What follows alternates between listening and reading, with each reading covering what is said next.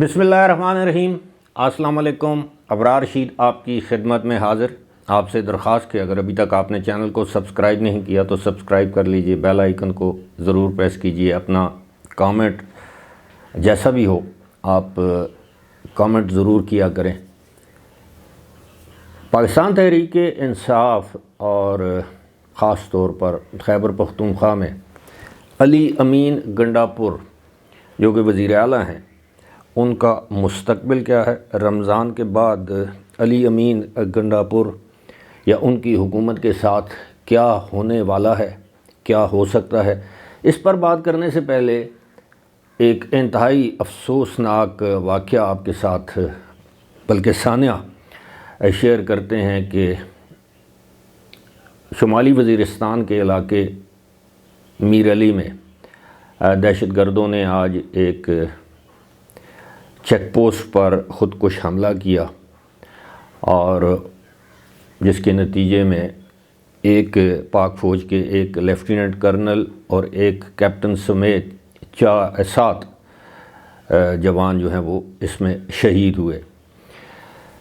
جو ابتدائی اطلاعات ہیں اس کے مطابق جو لیفٹیننٹ کرنل جو تھے کاشف 39 سال ان کی عمر ہے، اور انہوں نے اور ان کے جو 7 کیپٹن تھے انہوں نے بھرپور جواں مردی سے مقابلہ کیا۔ 6 کے 6 دہشت گرد بھی اس میں ہلاک کر دیے۔ اور یہ رمضان کے مہینے میں اب آپ اندازہ کیجئے کہ اس طرح کی دہشت گردی کی کارروائی اور کس طرح ہمارے فوج میں موجود ہمارے بھائی بیٹے جوان اپنی جانوں کا نذرانہ پیش کر رہے ہیں، اور دوسری جانب ایسے بدقسمت لوگ اس ملک میں موجود ہیں جو کہ کسی ایک مخصوص جماعت یا شخصیت کی محبت میں کس طرح صبح دوپہر شام ہمارے اس ادارے کے خلاف ہرزہ سرائی کرتے ہیں۔ اور جب کوئی ایسا مصیبت والا وقت آتا ہے تو یہ کہتے ہیں کہ جناب ہم فوج کے ادارے کے خلاف تو نہیں، ہماری تو کچھ جرنیلوں کے ساتھ معاملات ہیں۔ یہ خیر دورہ معیار ہے، اللہ تعالیٰ ان کے درجات بلند کرے۔ یقیناً وہ شہید ہوئے ہیں اور ان کے جو پسماندگان ہیں، جو ورثاء ہیں، لواحقین ہیں، اللہ تعالیٰ ان کو صبر دے۔ تو آپ نے شطرنج کے کھیل سے تو سب لوگ آگاہ ہیں، ضروری نہیں کہ ہر شخص شطرنج کھیل سکتا ہو، کیونکہ یہ ایک بڑا آپ یہ کہہ لیں کہ مشکل کھیل ہے۔ بظاہر آسان لگتا ہے، بچے بھی کھیلتے ہیں، لیکن اس میں باقاعدہ ایک بساط بچھائی جاتی ہے۔ بساط، اس کو جو بورڈ ہوتا ہے جس پہ شطرنج کھیلی جاتی ہے اس کو بساط کہا جاتا ہے۔ اب سیاہ رنگ کے بھی اس میں مورے ہوتے ہیں، سفید رنگ کے بھی مورے ہوتے ہیں۔ تو جو اس کھیل میں حصہ لیتے ہیں یا اس کھیل کے جو ماہر ہوتے ہیں ان کو شاطر کہا جاتا ہے۔ اسی لیے بعض اوقات کہتے ہیں نا فلاں کی جو چال تھی بڑی شاطرانہ تھی، یہ بڑا ہوشیار آدمی، اس کو ہم کہتے ہیں شاطر۔ شاطر سے مراد کہ شطرنج کا ماہر، یہ شطرنج کھیلنے والا۔ تو اس میں بادشاہ ہوتا ہے، ملکہ ہوتی ہے، وزیر، گھوڑے، پیادے، تقریباً 16 کے قریب اس میں کل مورے ہوتے ہیں، اور بڑی سوچ سمجھ کے، یعنی اگلی 3 چالیں کہ مخالف کون سی چال چل سکتا ہے اس کی چالیں ذہن میں رکھ کے شاطر جو ہے شطرنج کا کھلاڑی اپنی چال چلتا ہے کہ وہ چال چلے گا تو اس سے اگلی میری کیا چال ہوگی، اور پھر آخر جس کو اردو میں شہ کہتے ہیں، جب آپ وہ ملکہ یا بادشاہ کو گھیر لیتے ہیں، جس کو پھر انگلش میں چیک میٹ کہتے ہیں۔ میں شطرنج کا کوئی اتنا اچھا کھلاڑی نہیں، بچپن میں جوانی میں کھیلی ہے۔ تو ایسی ہی صورتحال ہے اس وقت پاکستان کی سیاست، خاص طور پر پارلیمانی سیاست کو آپ یہ سمجھ لیجئے کہ شطرنج کی ایک بساط ہے جس پر چالیں چلی جا رہی ہیں، اور میں آپ کو ایکسپلین کر دیتا ہوں۔ سب سے پہلے انتخابات ہوئے، جیسے بھی ہوئے، دھاندلی ہوئی نہیں ہوئی، جیسے بھی ہوئے انتخابات ہوئے، اسمبلیوں میں سب نے حلف اٹھایا، اپنا حلف اٹھایا۔ اس کے بعد اسپیکر کا الیکشن ہوا، اس میں سب نے حصہ لیا، اس کے بعد ڈپٹی اسپیکر کا الیکشن ہوا، اس میں سب نے پارٹیسپیشن کی، پھر لیڈر آف دی ہاؤس وزیر اعظم وزرائے اعلیٰ کا الیکشن ہوا، اس میں سب شریک ہوئے۔ 2 روز پہلے سینٹ کا جو الیکشن ہوا، جو ضمنی انتخاب جسے ہم کہتے ہیں، اس میں تمام سیاسی جماعتوں نے حصہ لیا۔ اس سے پہلے صدر کا انتخاب ہوا، اس میں حصہ لیا سوائے مولانا فضل الرحمان اور شاید عطا اللہ مینگل، عطا اللہ کہہ رہا ہوں وہ اختر مینگل کی جماعت کے، میرا خیال ہے سب ہی نے اس میں حصہ لیا صدارتی انتخاب میں بھی۔ اب 2 اپریل کو سینٹ کے وہ جو انتخابات ہوتے ہیں، جو آدھا سینٹ خالی ہو جاتا ہے ایوان، اور اس میں جو سینیٹرز ہیں 6 سال کے لیے جو منتخب ہوتے ہیں ان کا انتخاب ہوگا۔ تو یہ ایک آخری بساط یا آخری یہ چال اس لیے کہ یہ سب جو چیزیں اپنی اپنی جگہ، وہ پیادے مورے، جو پیادے وزیر ملکہ فلاں وہ بادشاہ، ان کی بساط جو ہے وہ مکمل کر دی جائے گی۔ حکومت بھی بن چکی ہے، 4 صوبوں میں بن چکی ہے، مرکز میں بن چکی ہے، مبارک سلامت ہو رہی ہے۔ آج بھی وزیر اعظم کو سعودی شہزادے نے فون کیا، وہ جو ان کے وزیر اعظم بھی ہیں اور ولی عہد بھی ہیں محمد بن سلمان نے، اس پر ایک الگ سے ویڈیو بنتی ہے۔ تو اب ان ساری بساط بچھانے کے بعد اب چالیں چلی جائیں گی کہ کس طرح پاکستان تحریک انصاف کے ان عناصر کو چیک میٹ کرنا ہے، مات دینی ہے کہ جو اس وقت بھی ایک مخصوص ایجنڈے پر عمل پیرا ہے۔ اب ظاہر ہے جو پی ٹی آئی کے حامی ہیں وہ اس چیز کو قبول نہیں کرتے، دل سے وہ بھی جانتے ہیں کہ ان کا ایجنڈا کیا ہے، لیکن کلٹ ہے۔ جب آپ کسی کلٹ کی فالوئنگ کرتے ہیں تو پھر آپ اندھی تقلید کرتے ہیں۔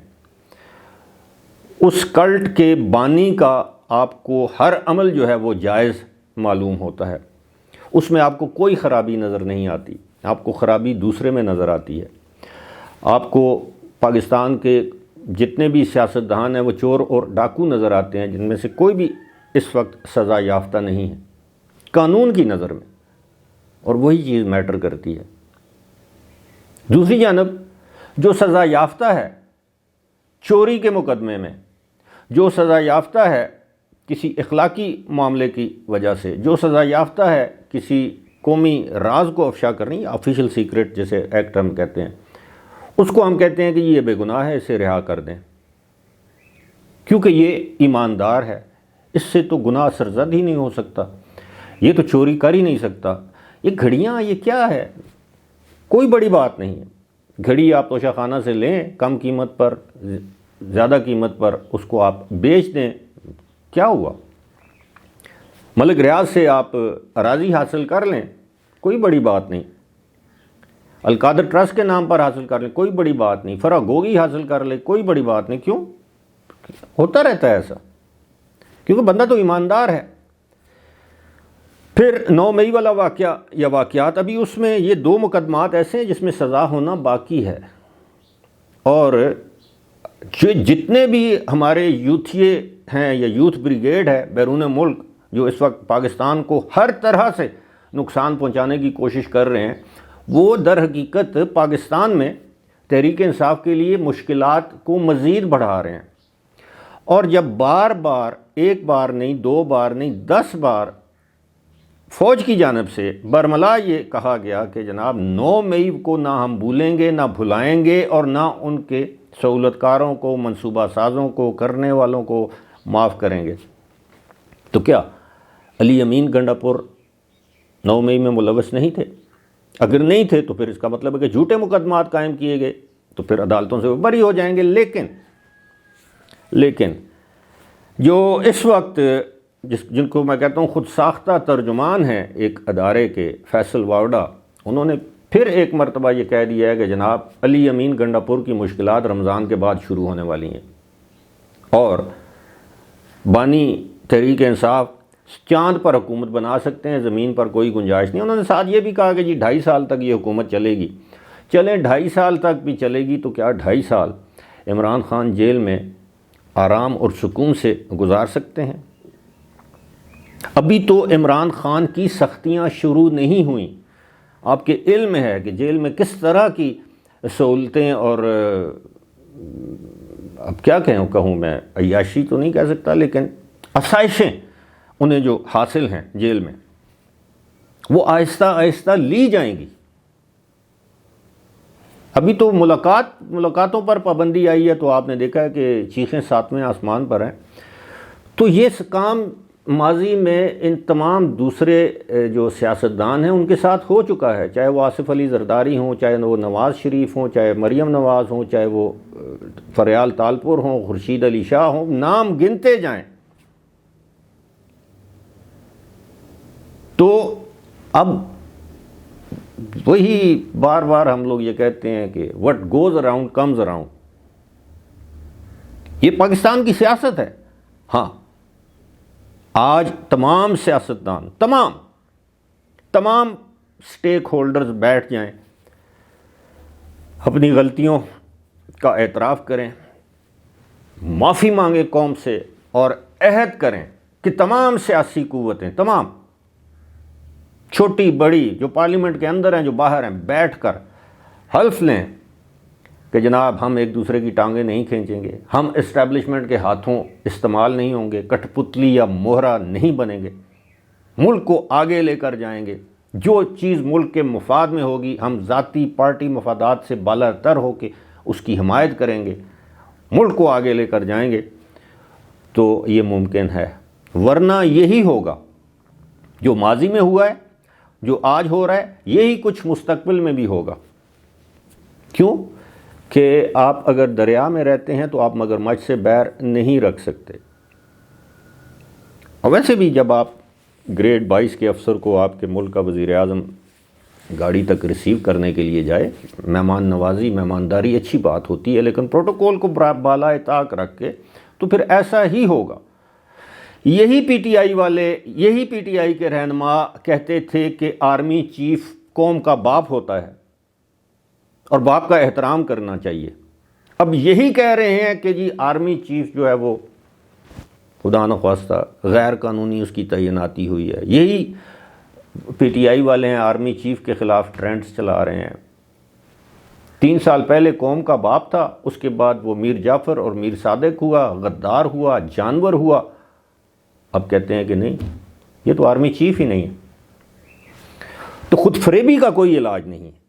تو جلد ہی رمضان کے بعد آپ دیکھیں گے یہ خود فریبی بھی، اب ان کا ایک ہی مطمع نظر ہے کہ کسی طرح اپنے سپورٹرز کو یہ باور کرواتے رہے۔ خان کل پرسوں ہر مہینے ایک تاریخ دیتے ہیں، 8 مارچ کو باہر آ جائے گا، 12 مارچ کو باہر آ جائے گا، رمضان میں باہر آ جائے گا، عید وہ بنی گالا یا سمان پارک میں کرے گا۔ ایسا نہیں ہے۔